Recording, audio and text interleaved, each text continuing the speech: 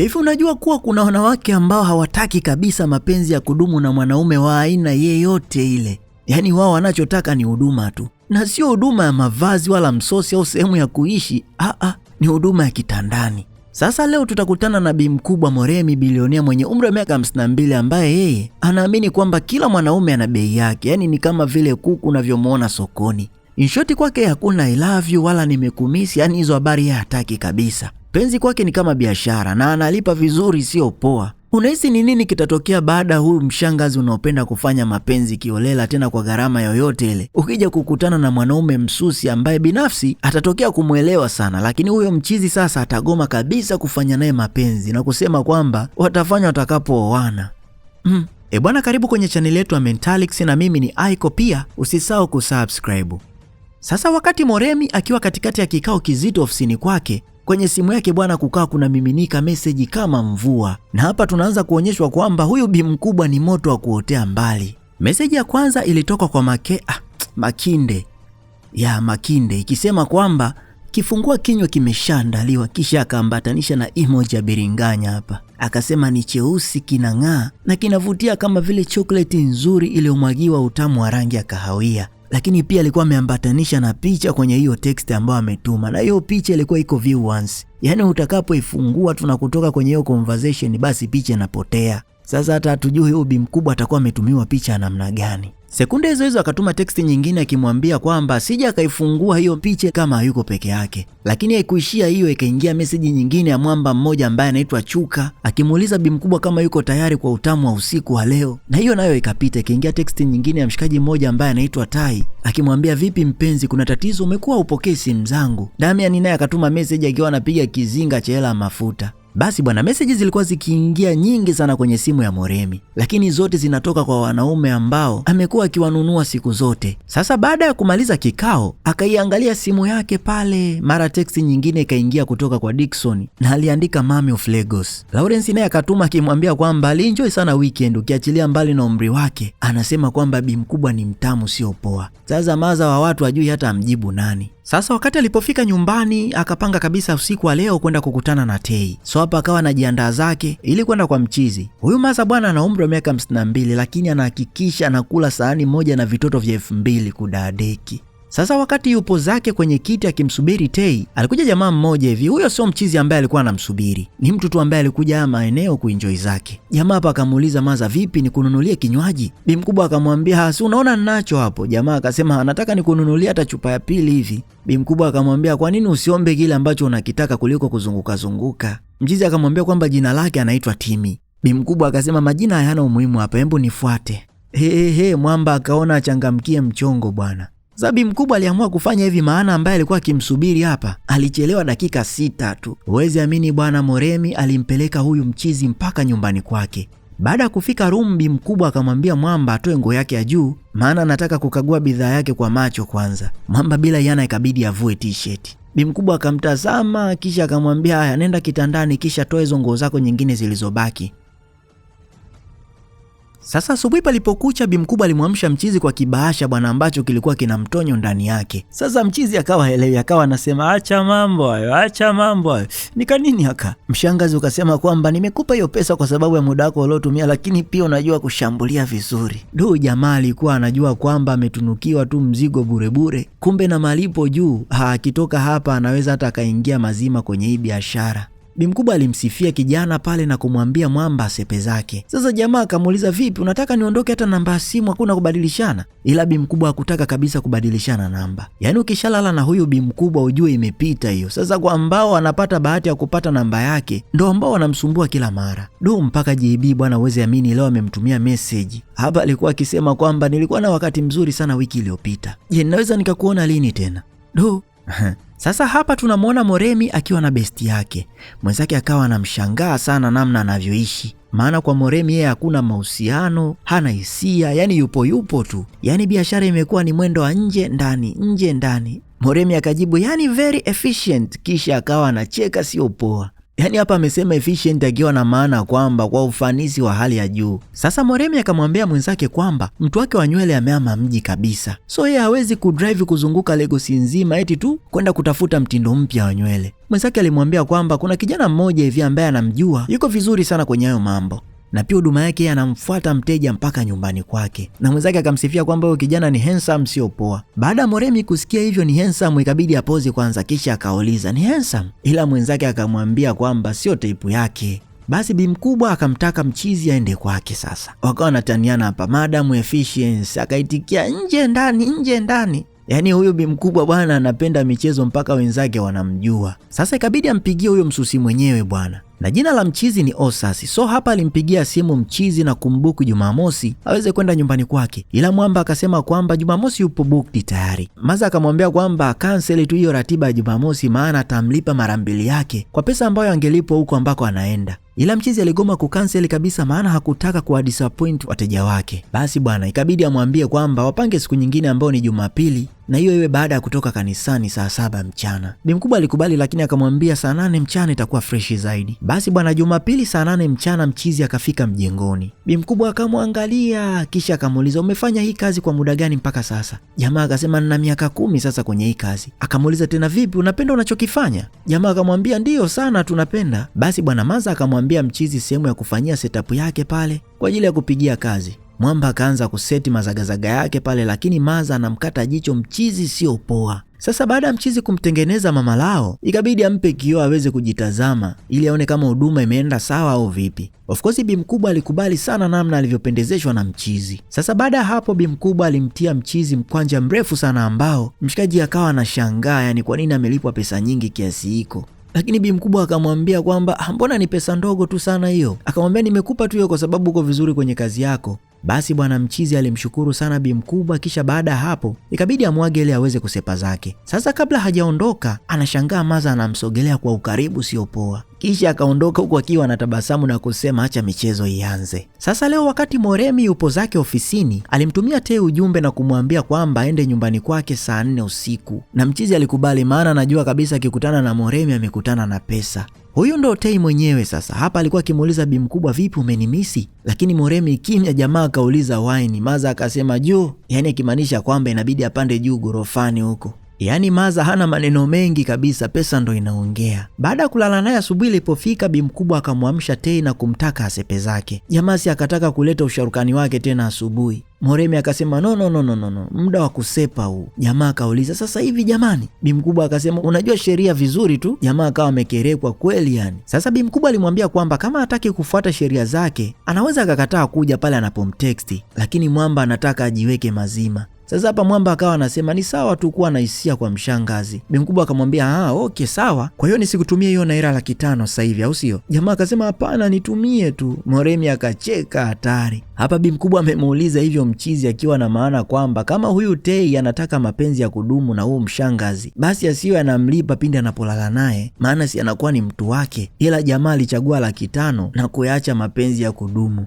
Baada ya jamaa kuona ameshatumiwa mtonyo wake ikabidi asepe zake bwana. Sasa hapa tunamwona Osas akiwa anawasiliana na kampuni moja kubwa hivi ambayo inataka kuwekeza kwenye kazi yake, maana mchizi kwa kipindi kirefu sana amekuwa akitafuta wawekezaji ambao anaweza akapiga nao kazi na kupata faida zaidi. So hapa alikuwa akifanywa mahojiano online juu ya hiyo proposal ambayo ameipeleka kwenye hiyo kampuni. Sasa leo Moremi bwana alikuwa yupo na mwenzake na alikuwa akidiscuss mambo mengi sana kumhusu Osas. Mwenzake akawa anamwambia kwamba session zote hizo ambazo huwa unazifanya na huyo Osas ni kwa ajili ya ujuzi wake au kuna ujuzi mwingine ambao unauhitaji? Bi mkubwa akauliza kwani haiwezekani ikawa ni ujuzi wote kwa pamoja? Yaani amesema hivyo akimaanisha kwamba ujuzi wa nywele na huo mwingine ambao mwenzake anamaanisha. Hawezi amini walikuwa wakicheka sio poa. Huyu bi mkubwa bwana akaanza kumsifia mchizi sana akisema kwamba Osas ni mwanaume mwenye heshima sana na nadhani kama anaweza kununulika kirahisi. Ila bi mkubwa akasema kwamba kila mtu ana bei yake bwana. Yaani huyu Maza bwana siku hizi nywele kichwani kwake haikai siku mbili kabisa yani.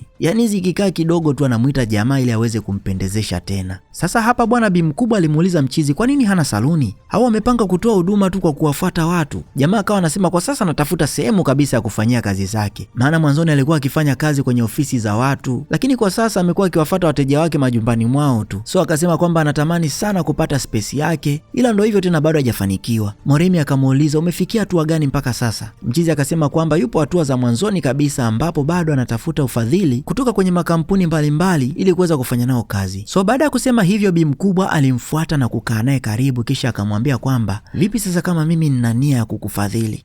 Mishangazi kama hii ndo inatakiwa na vijana wa daa sasa. Mwamba akauliza kwa nini umekuwa interested sana na wakati haunijui wala nini? Maza akasema mbona nakujua sana tu, una kipaji, una heshima, una shauku juu ya kile ambacho unakifanya. Hapa Moremi alimwagia sifa Mwamba kama zote na jamaa naye akamwambia asante. Sasa kutokana na wigi ambalo ameletewa siku ya leo, Bi Mkubwa akawa anasema kwamba anaweza akaonekana kama ni kabinti ka miaka 25 tu. Jamaa naye akasema hata hivyo bado unaonekana kama una miaka 25. Baada hapo Moremi akamwambia kwamba anahitaji kuona plani ya mchizi kwenye biashara ambayo anataka kuifanya. So akamwambia kwamba inabidi amtumie email ili aweze kuona huo mpango. Yaani hapa jamaa haamini kabisa kama amekutana na begi la hela. Sasa baada ya hapo Bi Mkubwa alimtumia mchizi pesa yake kwa kazi aliyoifanya siku ya leo. Sasa jamaa hapa akawa anashangaa tena kwa nini anatumiwa pesa nyingi hivi. Mshangazi ukasema mbona sio kitu hiyo? Jamaa akasema asante sana mama. Hapana bwana, hutakiwi kuniita mama, we niite tu Moremi. Tena nasisitiza kabisa. Sasa Osas alivyotoka kwa Bi Mkubwa alienda kuwaambia washikaji zake kwamba Bi Mkubwa ametaka atumiwe business plan bwana. Mwenzake akamwambia hoya mwanangu muda sio mrefu utatakiwa ushushe na suruali yako kabisa mimi nakwambia. Jamaa akasema kwamba huyo Maza sio mtu hayo mambo kabisa. Sasa majira ya usiku Bi Mkubwa alimtumia message Osas na kumwambia kwamba kesho asubuhi inabidi aende ofisini kwake. Jamaa naye akamjibu sawa mama nitafika. Moremi akaanza kumind bwana. Okay mama. Haya ngoja tutaona tu kama mimi ni mama yako. Ana kasura cha upole, miaka nenda rudi azeeki. Tena ni mtu wa jim, mawigi ndo yanampa wazimzim. Najua hapa kuna watu tunatamani ili zali litudondokee walai. So poa. Kesho yake bwana jamaa alifika ofisini kwa Bi Mkubwa. Hapa Moremi akawa anasema kwamba nimepitia proposal yako lakini bado una mawazo finyo, yani unawaza kwa udogo sana. Unatakiwa huo unawaza vitu vikubwa tu. Maza akanyanyuka na kumfuata kisha akamwambia kwamba yuko tayari kumfadhili kama 50% hivi. Na ana uhakika atapata mwekezaji mwingine mmoja au wawili ambao hao wanaweza wakakava hiyo 50% nyingine.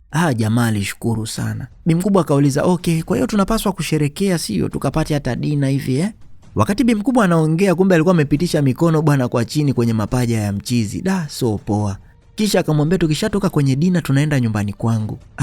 Mchizi alishangaa sana akamuuliza sasa nyumbani kwako tunaenda kufanya nini aise? Bi Mkubwa akamwambia wewe ni mtu mzima bwana. Mchizi kabidi amwambie kwa hiyo nataka kuwekeza kwenye biashara yangu kwa sababu natarajia kupata kitu kutoka kwangu kama malipo sio? Moremi akasema no, ni biashara ndio lakini mimi pia nakupenda. So nataka tudili na vyote viwili. Yaani hapa Bi Mkubwa anamaanisha kwamba biashara anaitaka na penzi la mchizi pia analitaka. Ila jamaa alikataa mapenzi kabisa kwa huyu Bi Mkubwa. Na hata hiyo biashara yenyewe pia mchizi akaikanseli.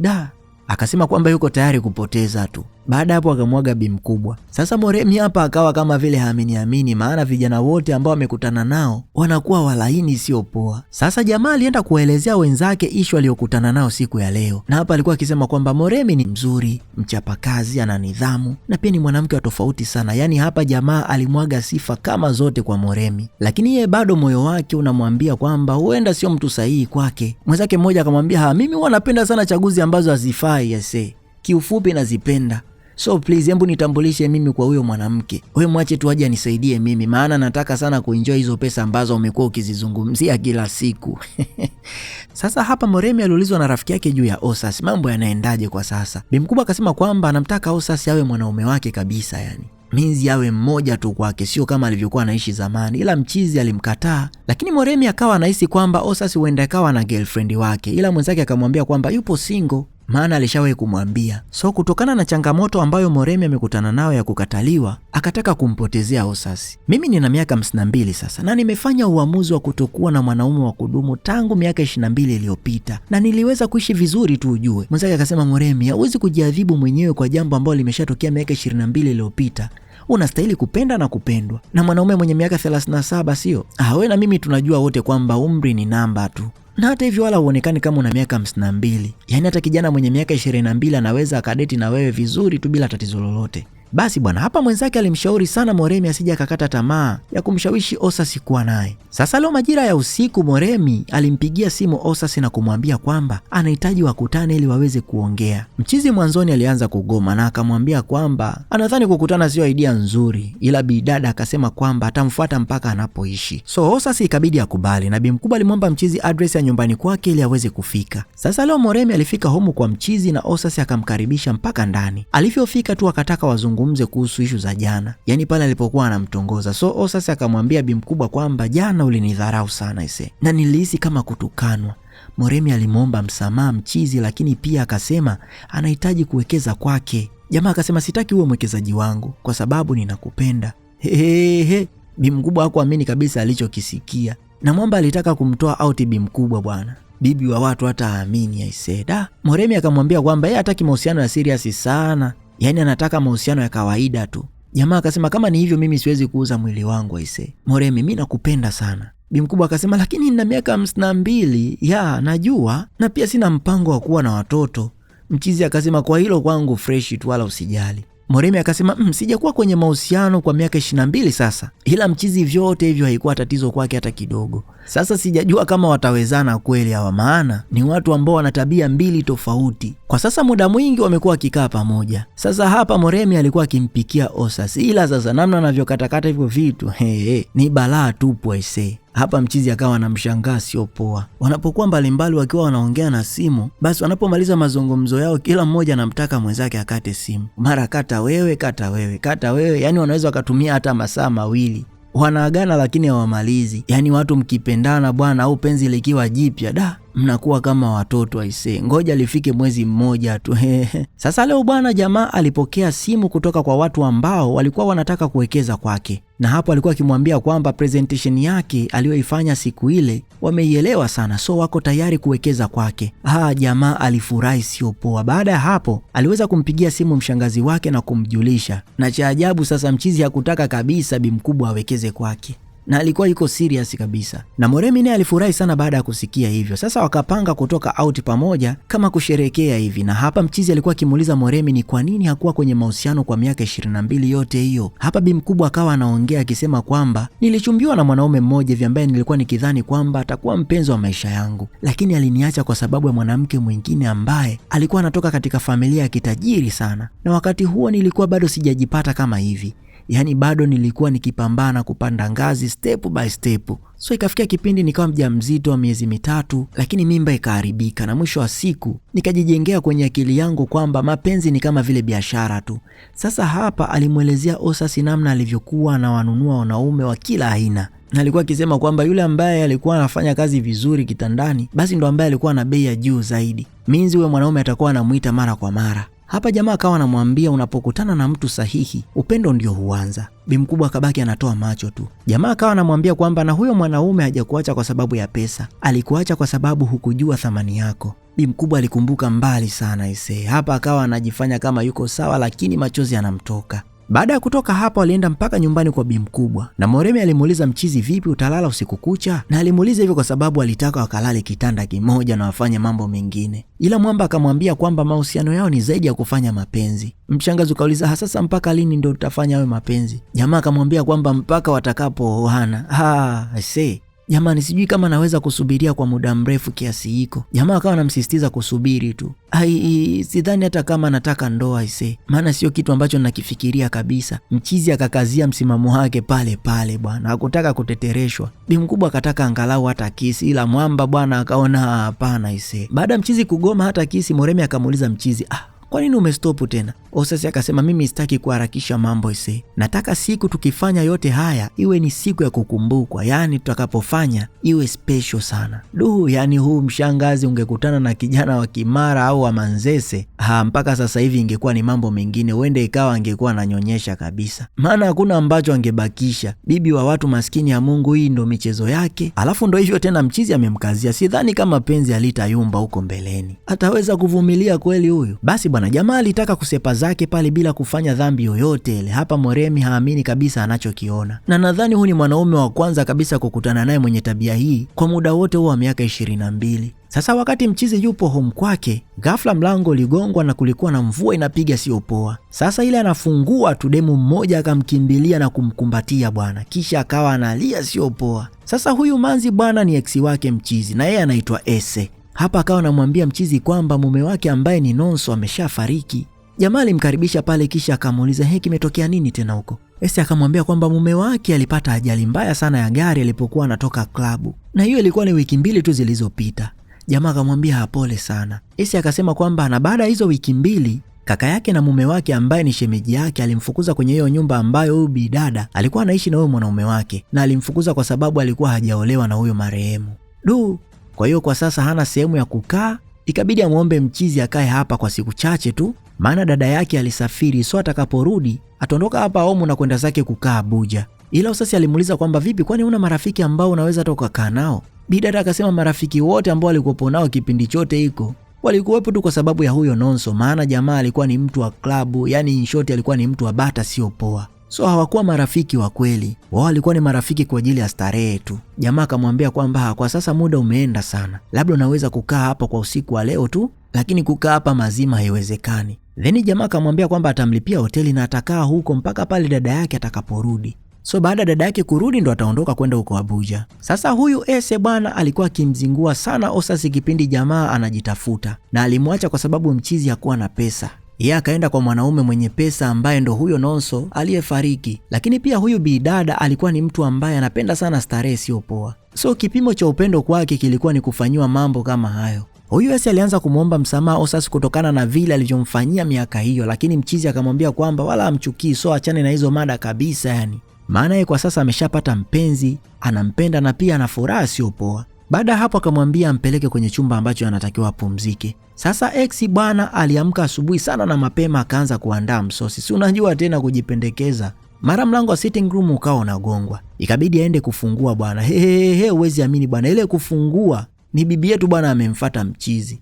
Alishangaa sio poa. Ikabidi aulize hapa ni nyumbani kwa Osas? Ese akasema ndio kwake, ila kwa sasa bado amelala, maana usiku ulikuwa mrefu sana. Yani hapa Moremi haamini anachokiona wala anachokisikia. Ese akamuuliza kwani wewe ni nani? Moremi akamwangalia kisha akamua kusepa zake. Ex akamwaga bye. Sasa wakati wakiwa wanapata breakfast, Ese akamuuliza mchizi, girlfriend wako ni nani? Jamaa akamuuliza kwa nini umeniuliza? Anataka kujua tu. Okay, jina lake ni Moremi, ni mrembo, ni mkarimu, anajali, ana akili sana na yupo timamu sio poa, alafu ametulia na pia ni mchapakazi sio poa. Sasa baada ya kumwaga sifa zote hizo, Ese akauliza ana umri gani? Mwamba akastaki kwanza, kisha akamjibu ni mzee. Mrembo akasema ana umri wa kutosha kuwa mama yako sio? Mwamba akataka kummind ex wake bwana. Ese na yeye akaanza kumsema Osasi, yani unatembea na mwanamke ambaye ana umri wa kutosha wa kuwa mama yako kweli? Na sote tunajua sababu pekee iliyokupeleka kwa huyo mwanamke ni pesa tu. Jamaa akamuuliza umejuaje kama huyo mwanamke ana umri wa kutosha wa kuwa mama yangu? Ese akasema kwamba nilikutana naye asubuhi ya leo alipokuja hapa nyumbani. Jamaa akaanza kuhangaika, akajua kabisa kwamba ex wake ameshachomoa betri, ikabidi amfukuze tu chapu. Akawa anasema wewe kukuacha ulale hapa ilikuwa ni mistake kubwa sana. Bidada akawa anasema Osas umechagua mwanamke mzee kuliko kunichagua mimi sio? Wakati huo jamaa yuko busy na simu tu kumtafuta Moremi. Akawa anasema kuchagua? Ese wewe sio chaguo langu. Uliniacha ukisema kwamba nilikuwa masikini. Kwa hiyo mimi sikuhitaji tena. Kwa mchizi alikuwa na msimamo sio poa. Basi bwana ex akatimuliwa hapa nyumbani. Sasa Osasi aliweza kumfuata Moremi mpaka nyumbani kwake na kumwelezea kila kitu kuhusu Ese ni nani na ilikuwaje mpaka akaja pale nyumbani kwake usiku. Yani mwamba hakuacha kitu chochote na wala hakumficha bi mkubwa. Lakini bi mkubwa akamuuliza mchizi, vipi bado yupo nyumbani kwako? Jamaa akasema yupo hotelini kwa sasa na atakaa huko hadi atakaporudi Abuja kwa dada yake. Na mchizi alimuomba samani sana bi mkubwa kwa kutomjulisha mapema. Ila bi mkubwa akawa anaitikia kinyonge sana, maana haya mambo hakuyatarajia kabisa yani. Lakini ndo hivyo tena, aliweza kumwelewa Mwamba na Mwamba alizidi kufunguka mambo mengi sana kumhakikishia kwamba anampenda na yupo serious kwenye mahusiano. Basi bwana wakasameheana pale, mambo yakarudi kama mwanzo. Sasa imekuwa ni mwendo wa kukumbatiana tu, kulala wote ni mpaka watakapooana. Basi bwana, siku inayofuata bi mkubwa alimshukuru sana mchizi kwa kumwonyesha vitu ambavyo hakujua kabisa kama alikuwa anavikosa. Je, unafikiria kwamba Osasi atafanikiwa kumtuliza Moremi na kumfanya asahau kabisa maisha yake ambayo alikuwa anayaishi, yani yale ya kununua wanaume?